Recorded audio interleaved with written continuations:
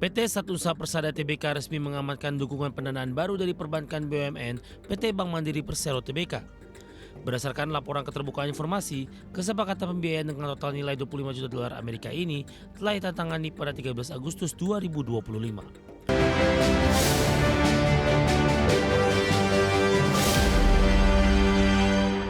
Pemirsa, PT Satusa Persada Tbk memperoleh fasilitas kredit baru dan tambahan limit pembiayaan dari PT Bank Mandiri Tbk senilai 25 juta US dollar. Fasilitas pendanaan emiten manufaktur elektronik berkode PTSN ini dialokasikan untuk memperkuat likuiditas serta mendukung ekspansi proyek baru. PT Satusa Persada Tbk resmi mengamankan dukungan pendanaan baru dari perbankan BUMN PT Bank Mandiri Persero Tbk. Berdasarkan laporan keterbukaan informasi, kesepakatan pembiayaan dengan total nilai 25 juta dolar Amerika ini telah ditandatangani pada 13 Agustus 2025. Fasilitas tersebut terdiri atas kredit investasi sebesar 11,2 juta dolar Amerika, kredit modal kerja revolving 4,4 juta dolar Amerika, kredit modal kerja transaksional 4,4 juta dolar Amerika, serta tambahan treasury line 5 juta dolar Amerika. Direktur Utama Satusa Persada Abidin Afan menjelaskan bahwa fasilitas pembiayaan baru ini akan memberikan fleksibilitas pendanaan yang lebih besar bagi perseroan. Fleksibilitas tersebut sangat dibutuhkan untuk mendukung pengembangan usaha, termasuk investasi pada berbagai proyek baru yang akan datang. Manajemen optimistis suntikan dana dari Bank Mandiri ini akan menjadi pendorong utama pertumbuhan kinerja operasional perseroan ke depan. Lebih lanjut, Abidin menegaskan bahwa fasilitas kredit ini secara langsung akan memperkuat profil likuiditas keuangan perseroan. Meski mengakibatkan adanya peningkatan beban keuangan akibat pembayaran bunga secara berkala, manajemen memastikan kelangsungan usaha tetap terjaga solid. Dengan ruang pendanaan yang makin luas, perseroan siap menangkap peluang pertumbuhan di industri manufaktur elektronik. Berbagai sumber ada Channel.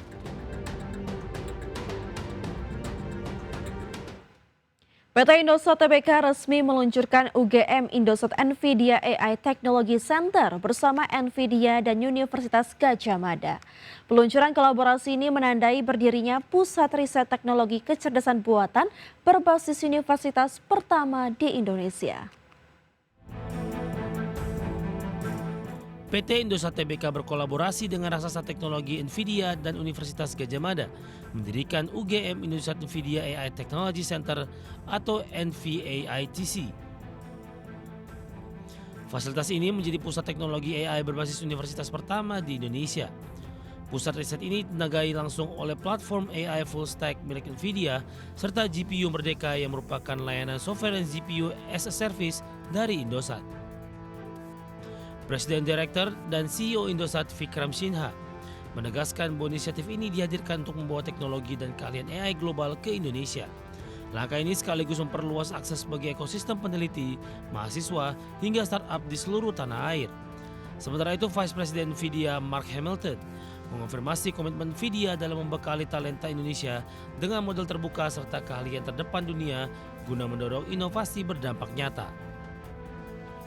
Rektor UGM Ova Emilia menyampaikan bahwa pusat riset ini akan mengakselerasi hilirisasi riset multidisiplin di bidang kesehatan, pertanian, dan penanganan bencana.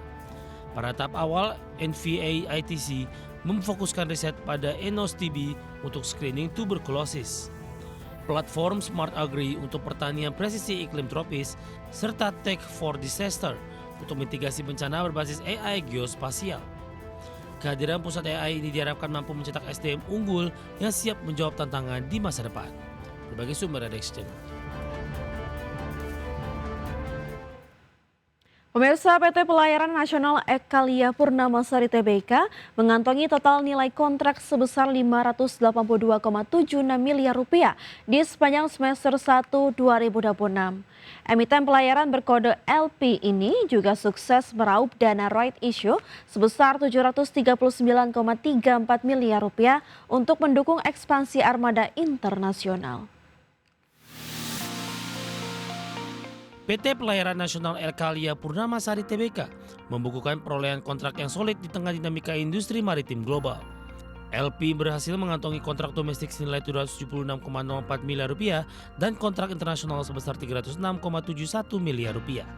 Corporate Secretary LP Wawan Heri Purnomo menegaskan bahwa perolehan total kontrak 582,76 miliar rupiah ini menjadi bukti tingginya kepercayaan klien terhadap kapasitas operasional armada perseroan. Direktur Utama LP Eka Tani Putra menyampaikan bahwa perseroan telah merampungkan proses aksi korporasi right issue pada 23 Juli 2026 dengan menghimpun dana sebesar 739,34 miliar rupiah. Dalam periode perdagangan HMETD, sebanyak 99,90% saham diserap investor dengan tingkat kelebihan pesanan atau oversubscription mencapai 39,79 kali pada tahap penjatahan. Seluruh dana segar tersebut akan dimanfaatkan secara aktif untuk ekspansi serta peremajaan armada kapal lepas pantai perseroan. Guna memperkuat jangkauan bisnis internasional, LP membentuk dua entitas anak di Singapura yakni LP International dan LP Samudra Offshore. Chief Operating Officer LP International Dev Rihtandaka mengonfirmasi bahwa perseroan telah mengamankan kontrak baru di NMB Field Malaysia senilai 53,4 juta ringgit atau setara 234,34 miliar rupiah. Selain itu, perseroan juga tengah menjajaki potensi kontrak baru awal semester 2 2026 dengan estimasi nilai 1,50 juta dolar Amerika. Berbagai sumber ada Exchange.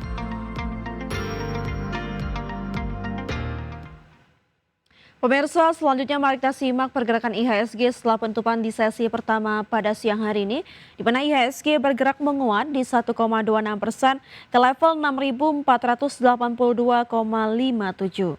Adapun tadi pagi IHSG dibuka di level 6.448 dan sempat menyentuh titik tertinggi ke level 6.490. 397 saham menguat, 218 saham melemah, dan 178 saham stagnan atau tidak bergerak. Dari top gainers pemirsa, atau saham-saham yang mengalami penguatan tertinggi, antara lain ada Inet yang menguat di 23,08%,